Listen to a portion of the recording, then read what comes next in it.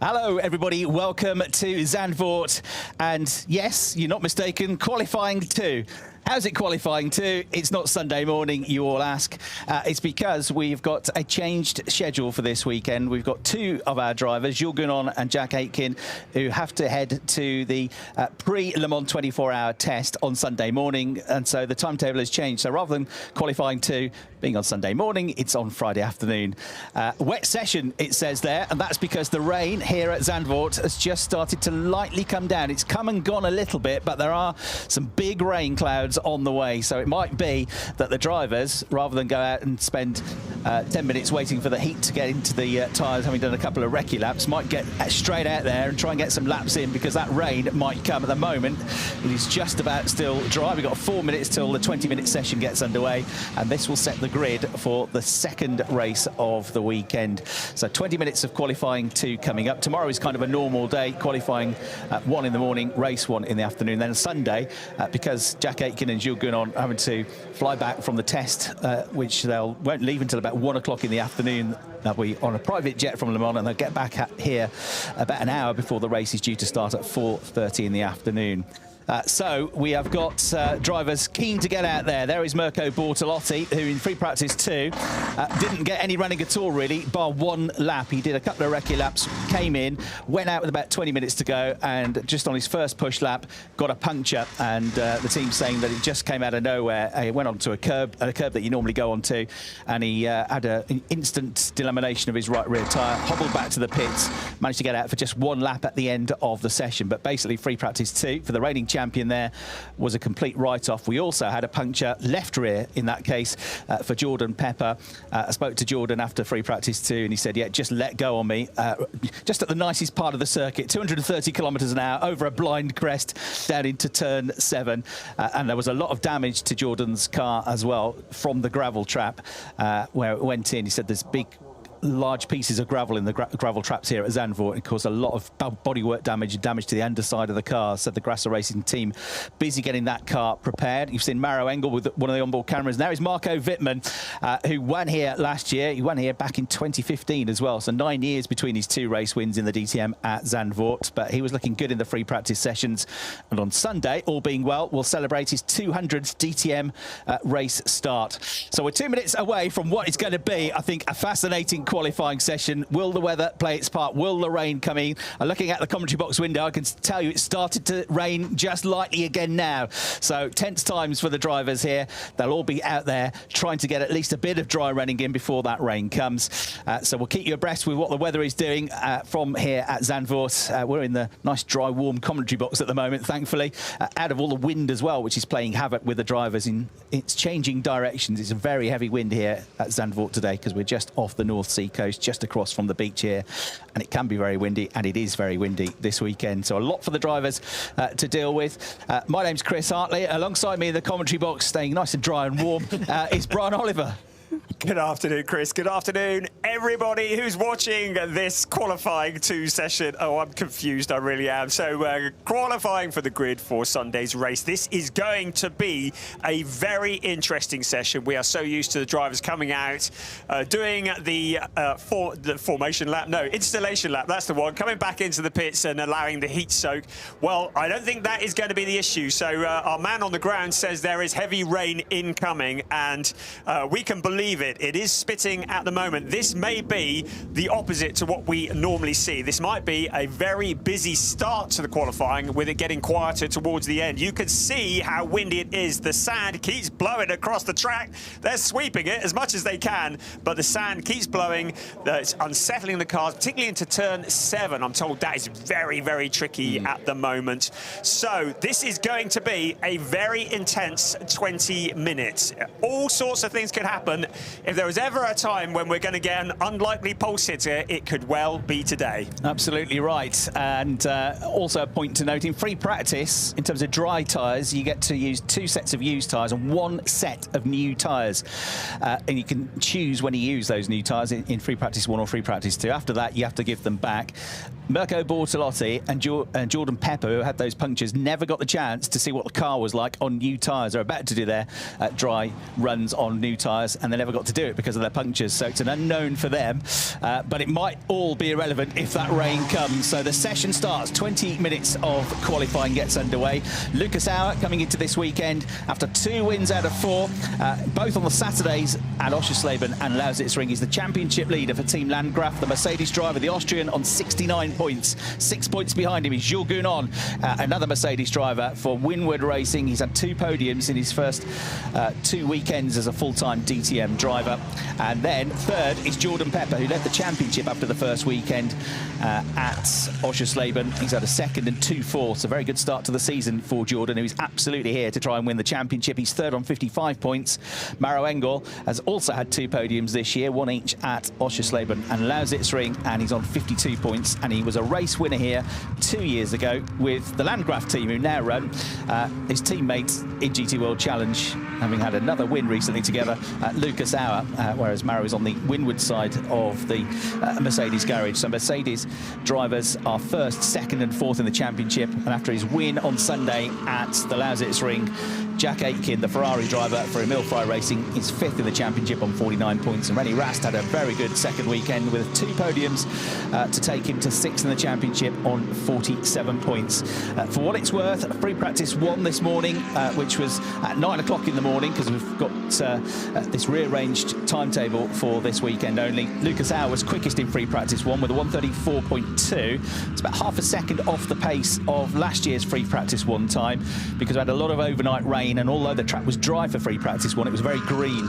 And yeah, Jordan Pepper spoke to him saying, yeah, the track was green, it was really windy, and it wasn't ideal at all. So the pace was a bit off in free practice 1. Jordan Pepper was second in that session. René Rast, Marco Wittmann and Thomas Preining were in the top 5. And then in free practice 2, the track got quicker. Tommy Preining, right at the end of the session, did a 1:33.3 and was quickest ahead of Marco Wittmann by just about a 1/10 of a second. Ayhancan Guwen put in 2 quick laps right at the end, and the Turkish driver, who was a winner at Oschersleben, was 3rd quickest. Rast was up there again 4th, and Jack Aitken was in 5th place. In terms of the qualifying lap record around this track, it's a 1:31.7 set by Jack Aitken last year, en route to his victory at this circuit last year.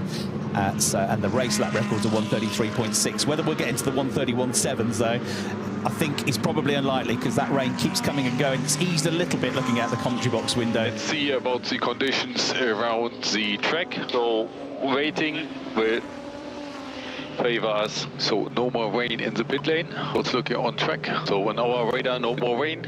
Interesting. Yeah, so radar says no more rain. That's the thing, isn't it, Brian? That wind keeps changing direction. Yeah. So it could come, and it might not, and it might come again if the wind changes direction once more. I think it's going to be a brave team, or a brave driver, who stays at, well, leaves it till late in the session for a push lap. We could see them just kind of fighting for position as a number of the cars are out on their installation lap. I'm looking out the window. 1 minute the flags are flying in one direction, and then you look again and they're flying in the opposite direction, and that is how much the wind is changing. I think leaving it till late could be very risky. You can see there is rain on the camera lens, and you can see that windscreen wipers are going in places on the track. So I think getting a banker lap in early on, well, to me seems quite wise, but what do I know? Certainly the teams have a lot more information than I do, but really fascinating. We're heading towards quarter way through the qualifying session already. Do you want an insight, Brian, into what makes a racing driver different to us mere mortals? So I had a chat after free practice 2 with Maurice Skuring, and he said, yeah, that wind is really difficult. It is, especially at the top of the circuit, it's changing direction, it's playing havoc. He said, what I'm doing, he said, I'm looking out of the cockpit while I'm driving at 260 kilometers an hour. I'm looking at the flags, any flags that I can see in the paddock or in and around. I'm looking at which direction the wind is blowing them at each part of the circuit. And I said, what? I said, if I was driving your car, I would just be looking straight ahead. I wouldn't be looking anywhere else. But they just slow everything down, don't they? And I've heard racing drivers before say, my team radio broke, so I was looking at the big screen pictures around the circuit to see where I was in the race. It's incredible, isn't it? It's a different breed of personality. Ricardo Feller is on team radio. Rain in sector 1 is more than in sector 3. Copy. There are a lot of cars that came in, and it's 7 cars that stayed out at the moment, 8 cars that stayed out. Interesting to see that Ben Green is out on wet weather tyres. Now that is interesting, because to me the track looks pretty dry. There's certainly not enough rain falling at the moment that I believe warrants wet weather tyres, but he is on the wet. You can see Ricardo Feller and Max Powell are on slicks, so teams adopting different strategies. Yeah, absolutely. And as you heard from that team radio to Ricardo Feller, some of the track is wetter than other parts of it. So Sector 1 is worse at the moment. Ricardo could be a good shout for a pole here. Now, he was on pole 2 years ago in an Audi, then running with the Abt team. He won the race as well. So let's see how Ricardo, who's in the sole Audi in the championship now, run by Land Motorsport, their first season of DTM. They won the ADAC GT Masters Championship title together 4 years ago. Let's see how he gets on. So he stayed out. Ben Green has stayed out. You can see in the foreground, just in front of Ricardo, here in the silver and red Audi, we saw a flash of Lamborghini. That was Max Powell, who has stayed out. And now I think the only 3 out at the moment, not 7 cars anymore, but just the 3 of them. And you can see, trying to get some heat into the tyres is Ricardo Feller here, and he's going to try something different. So he's on purple sectors, but that doesn't really mean anything because we've only got 3 lap times, and the best is a 1:39, and we should be looking at being in at least the 1:33s in ideal conditions, probably the 1:32s, and that is a 1:38.6 on the slick tyre. Ben Green has gone into the pits now. His best was a 1:39.3 on the wet tyre. So I think you're right, Brian. I think still slick's the way to go. There's not that much in it. How quickly things change. 6.5 minutes ago, it looked like we were going to be in for a lot of rain and everybody's scrambling. Suddenly, the clouds have started to part. The driver with wet weather tyres has peeled off into the pit lane. And suddenly everybody sat back in the pits again. I think, look at how hard Max Powell is pushing it into the corner, the front of the car skating across the track. I think it's just been able to respond really quickly, isn't it? The team's looking at the skies, looking at what's going on around them, getting the right tyres on, getting the cars out on track. You know, it's just a case of being on the right tyre at the right time. It could be that the drivers and the teams who brave it out to the last 5 minutes are going to be the highest scorers. But as I said before, I say it again, it's going to be quite a brave person who leaves it till late, because it takes a couple of laps to get the heat up, to get the heat into the tyres and get them up to temperature. So you're saying Max Powell was certainly pushing on the run up through turn 5. That's one of my favourite places to stand at trackside anywhere in the world. You climb up the hill. It's quite a steep hill up there as well. You walk all the way around the outside of the track, and you see these cars. You get, I mean, the fence, the spectator fence is pretty close to the edge of the track there as well. And you get these cars just popping up out of nowhere. 1 second, it seems like 1 second they're miles away at the bottom of the hill, and then they're whizzing past you at 200 odd kilometres an hour and over a crest, which means the cars go light. They go off the ground completely, skitter around, dance above the circuit. It's absolutely spectacular, and Max Powell was certainly on it there. The car was quick, wasn't it? Max Powell at the Lausitz Ring is his home race, but they had disasters with the pit stops, especially on Sunday, where they missed the pit window. They came in a little bit late in the pit window. One of the pit windows that we had on the Sunday. On board then with Ricardo Feller, a race winner here 2 years ago. He's done a 1:36.2 now as the best lap. Max Powell, a 1:36.363. They're pretty much together on track. Feller with the absolute best now, but there's only these 3 drivers, Feller, Powell and Green, who've actually set a lap time so far. Well, if it does start to rain, I think Max Powell would be in a good position. If you remember, his one and only win in DTM so far has come in the wet at the Nürburgring. The weather can be a great leveller, and certainly if it were to get wet, I don't think Max Powell would be disappointed. I was probably not disappointed at the moment in P2, but having said that, as you've already mentioned, only 3 drivers with a competitive time on the board. Ricardo Feller going quicker again in Sector 1. It's only got to take a rain burst now somewhere on the track, and this is the absolute thing to do, isn't it, for these 3 drivers? Yeah. I totally understand why they're doing it. They'll be praying for rain. If it rains now, Feller's going to be on pole, isn't he? But if it doesn't, if it dries up, then they're going to be plummeting down the order. So it's all hoping that the rain comes. Whether it might just miss us or not might be a different thing. Feller blasts past the Ferrari of Ben Green. So far this year, we've had 2 pole positions for Luki Auer on pole for the first race of the season at Oschersleben and the 3rd race of the season at the Lausitz Ring. We've had a pole for Jules Goudon at Oschersleben, and we've had a pole position for Jack Aitken as well, going on to get the race victory. In fact, 3 of the winners so far this year from 4 races have come from pole position. Jules Goudon, the only driver to get pole but not quite win the race.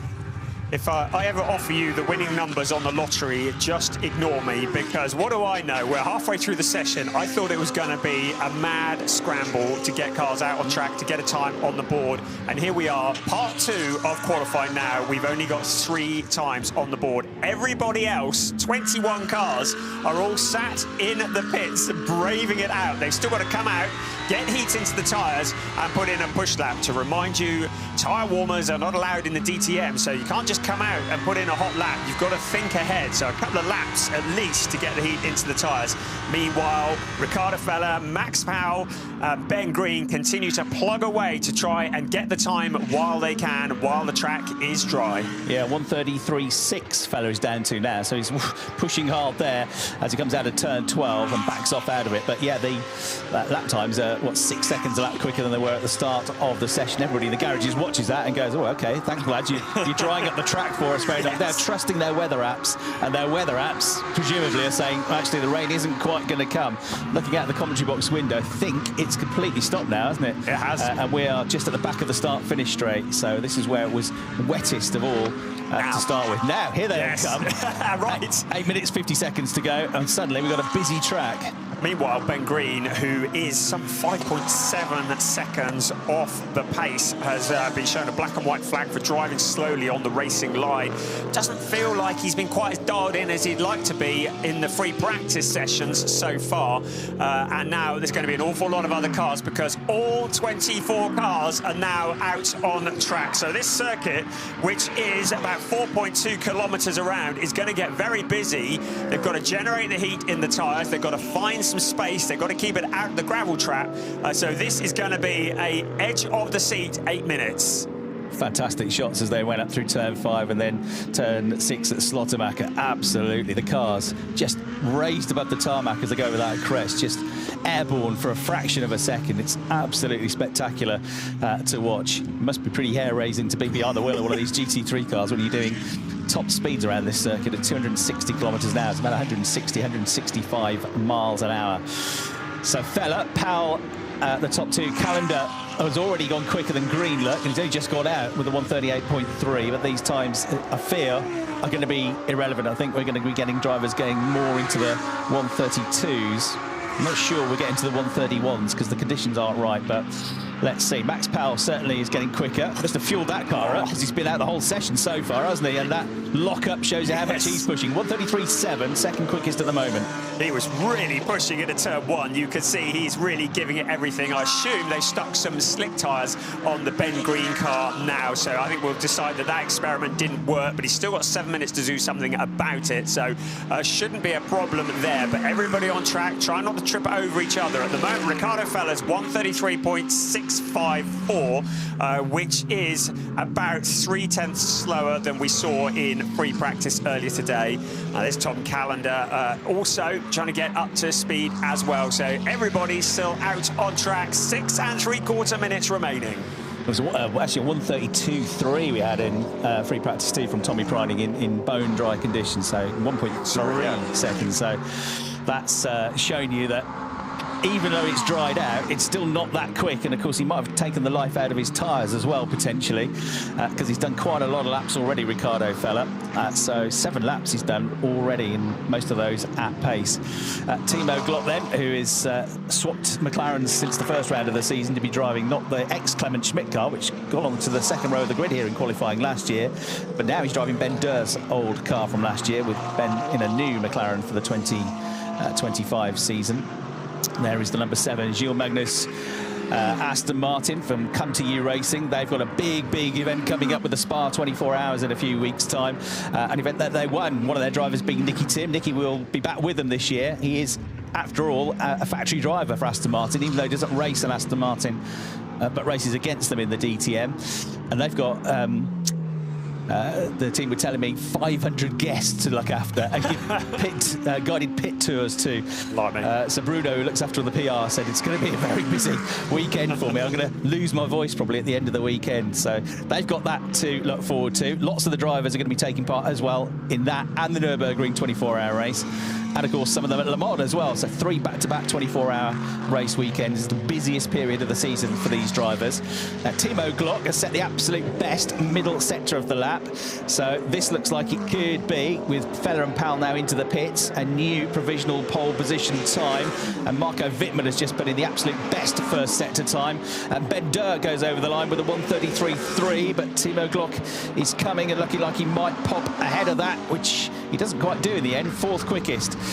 So now the next one to watch, as you say, Brian, is going to be the BMW of Marco Wittmann, who at the Lausitz Ring 2 weeks ago qualified on the front row of the grid for the first time in 4 years. Maybe he can do something similar this weekend. Well, we know he likes it around Zandvoort. He doesn't need a whole car to even win around Zandvoort. Remember a reference last year. Now Luca Engster goes quicker in sector 2.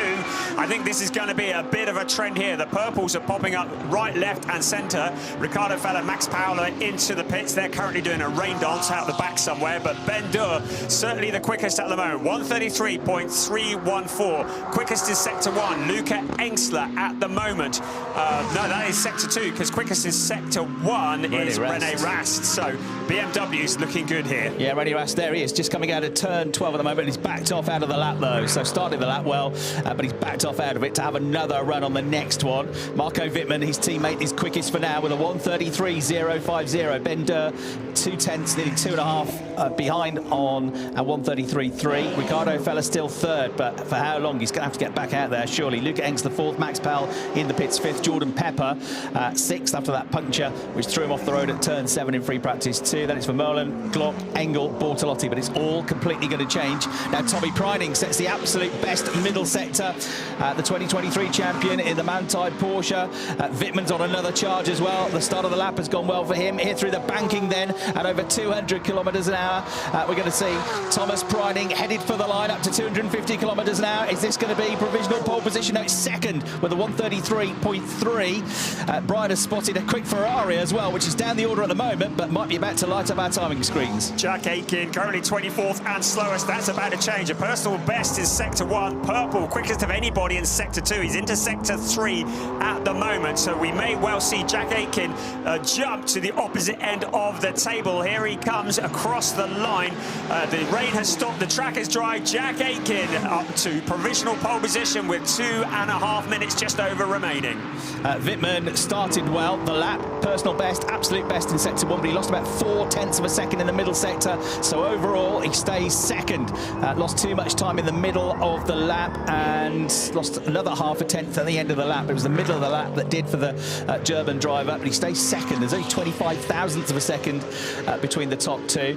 If I tell you that's not even one of the closest gaps we've ever had in qualifying in the DTM, you might laugh, but you have to get within 10,000ths of a second between the top 2 to even be in the top 3 closest ever qualifying sessions in the DTM, which is insane, as René Rast goes to the top of the times with a 1:32.7 mega time given the conditions. So 1:32.7 or 1:31.7 is the qualifying record, but the conditions are not there today for that, that's for sure, with the wind and with that bit of rain we had at the start of the session. Here's Jordan Pepper, who has slipped down the order a little bit to 8th place, but has done a personal best first sector. His middle sector was a 33.7, which is about 0.2 of a second down, but he could be breaking into the top 5 or 6 if he has a good run through the final sector. So through the Arie Luijendijk banked turn he goes, 18 degrees banking, absolutely flat out, and the South African charges over the line and goes 8th quickest with that. Not quite into the top 6, but not very far away either. In fact, there's less than 1/10 of a second between 5th and 8th in the session.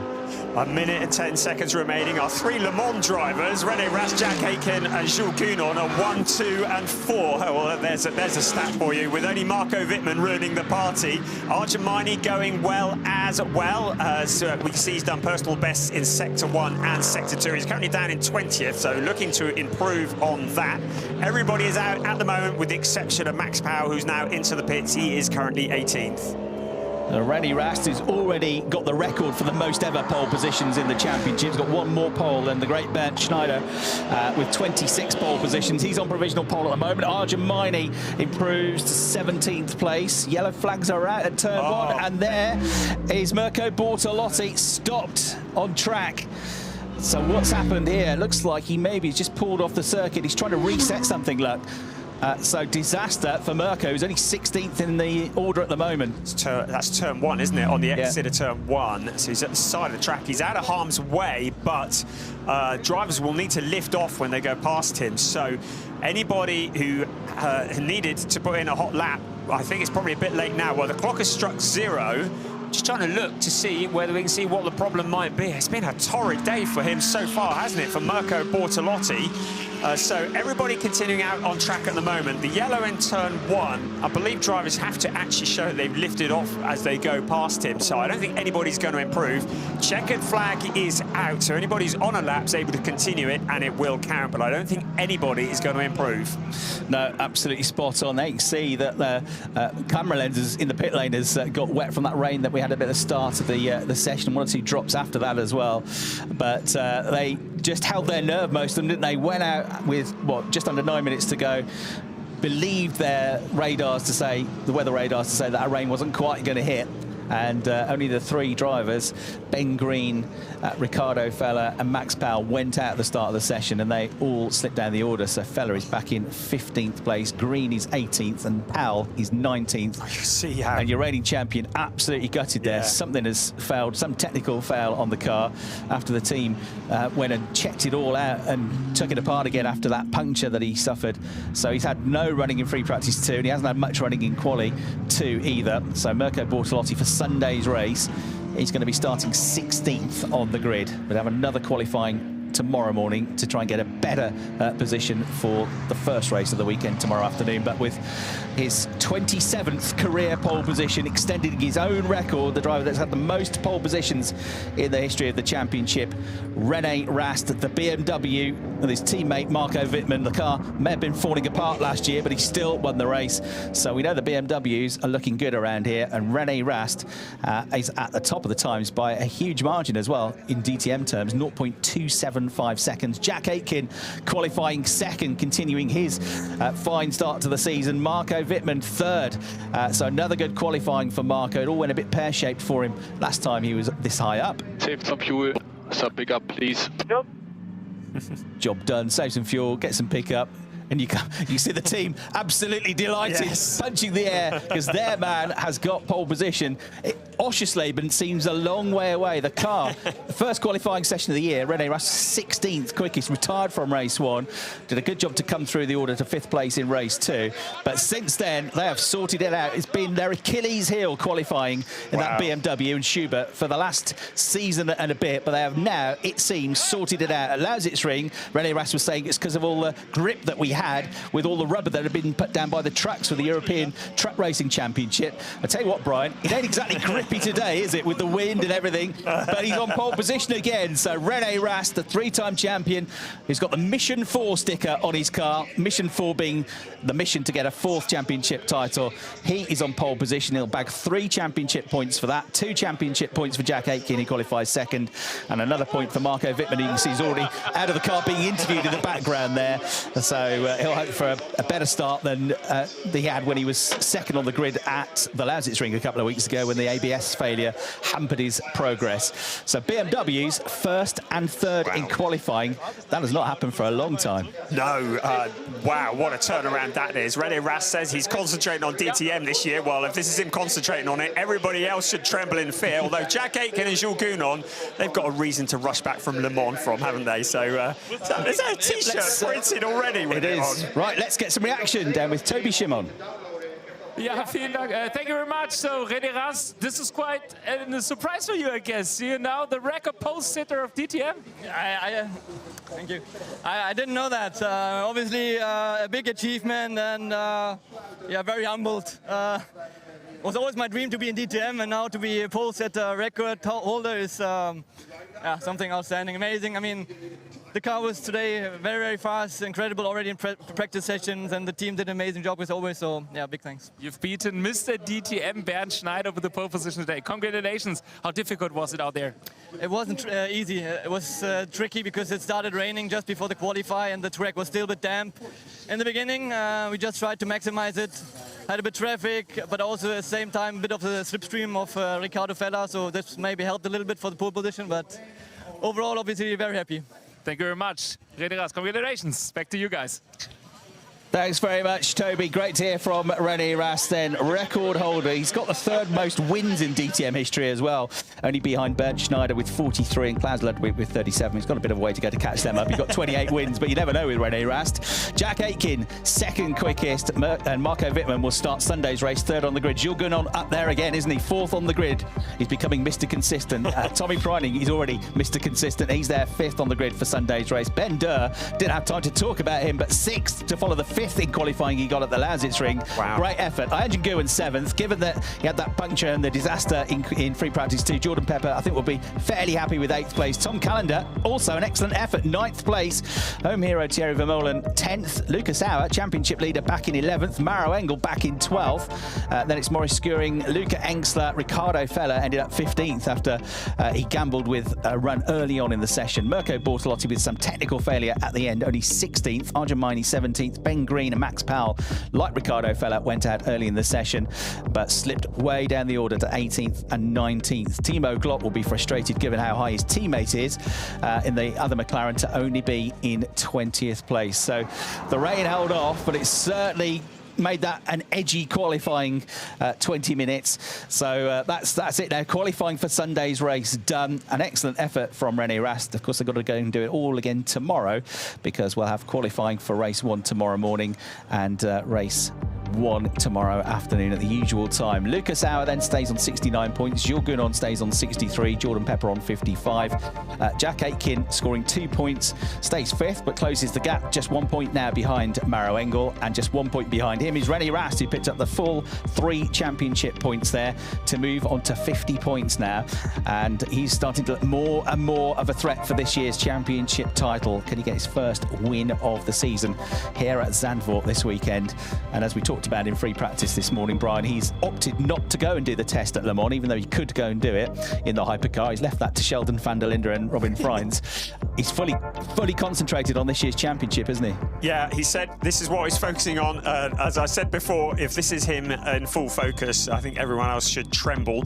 But the other two who are going to Le Mans have got a reason to rush back, because 2nd and 4th for Jack Aitken and for Jules Gounon.